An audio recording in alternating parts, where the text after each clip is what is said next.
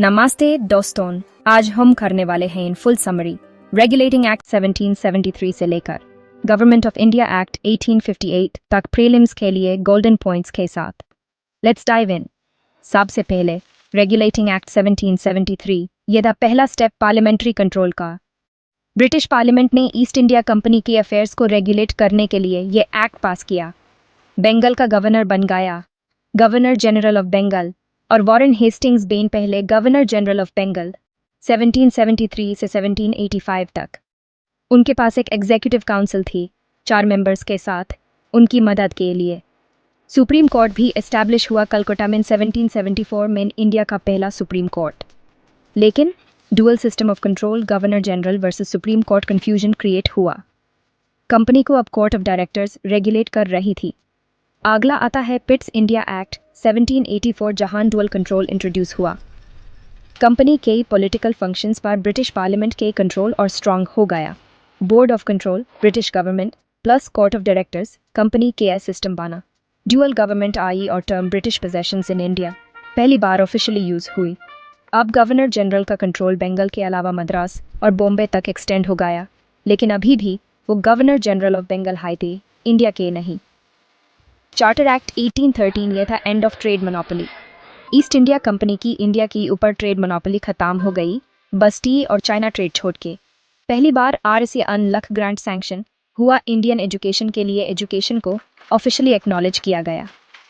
Christian missionaries को भी India में प्रीच और सेटल करने की permission milli.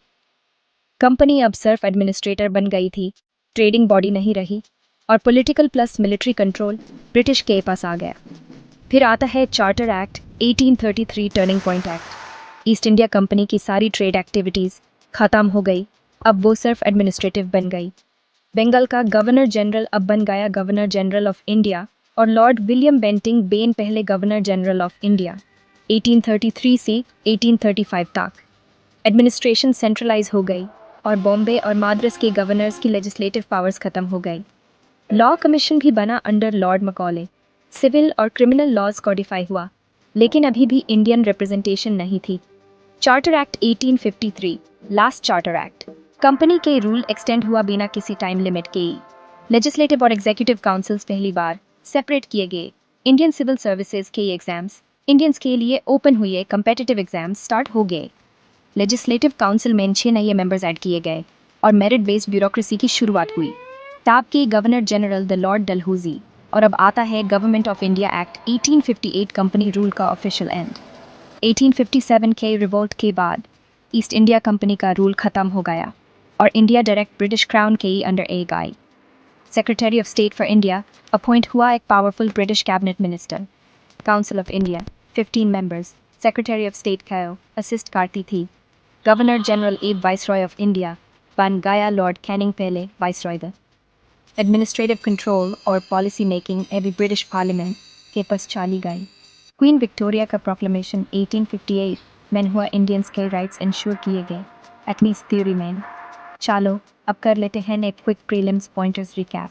Flash card style 1773, first governor general of Bengal Warren Hastings 1833, first governor general of India lord William Bentinck 1858, first viceroy Lord Canning 1813, first 1 lakh for education 1833, trade ends, Law Commission 1853, ICS open to Indians 1858, Crown rule begins to Doston, yeah the सबसे important British acts जो UPSC, MPSC और State PCS के लिए must know हैं, इन्हें revise करते रहिए।